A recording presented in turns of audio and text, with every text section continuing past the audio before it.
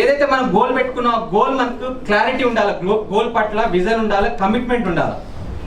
So అది realistic ఉండాలంటే నేను సాధించగలను, నేను ఈ పని చేస్తే నా గోల్కి రీచ్ అవుతా అనేది వర్క్ ప్రోగ్రెస్ మనకు రియలిస్టిక్గా కనబడాలి. మన జర్నీలో మనం చేసే పని ఒకటి గోల్లో ఒకటి అయినప్పుడు ఈ యొక్క రియలిస్టిక్ ఏదైతే ఫ్యాక్టర్స్ ఉన్నాయో అది మ్యాచ్ కాకపోతే మన గోల్కి రీచ్ అవ్వలేము. మనం చేసే పని అయితే మనం ఎక్కడో వేరే గోల్లో ఉంటాం, ఆ గోల్కి మనం చేసే పనికి సంబంధమే లేదు. అలాంటప్పుడు మన గోల్కి ఎట్లా రీచ్ అవుతాం? మనం రియలిస్టిక్ ఉండదు, మన క్లారిటీ ఉండదు మన గోల్లో.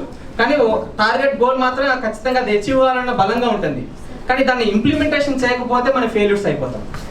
చాలా వరకు ఫెయిల్యూర్స్కి రీజన్ ఇంప్లిమెంటేషన్ చేయగనే, లేజినెస్.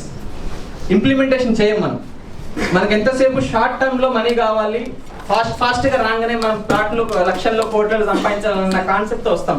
సేల్ ప్రాసెస్లో మీ యొక్క కమిట్మెంట్స్, మీ గోల్ క్లారిటీ ఉంచుకుంటే మీ యొక్క చుట్టూ ఉండే నెట్వర్క్ కానివ్వండి, నెట్వర్క్ కానివ్వండి మీకు అవైలబిలిటీగా చూపిస్తాయి ఆ క్లారిటీ ఉంటే. అదే క్లారిటీ మనకు లేకపోతే మనం కంప్లీట్గా బ్లైండ్గా జర్నీ చేసినట్టే.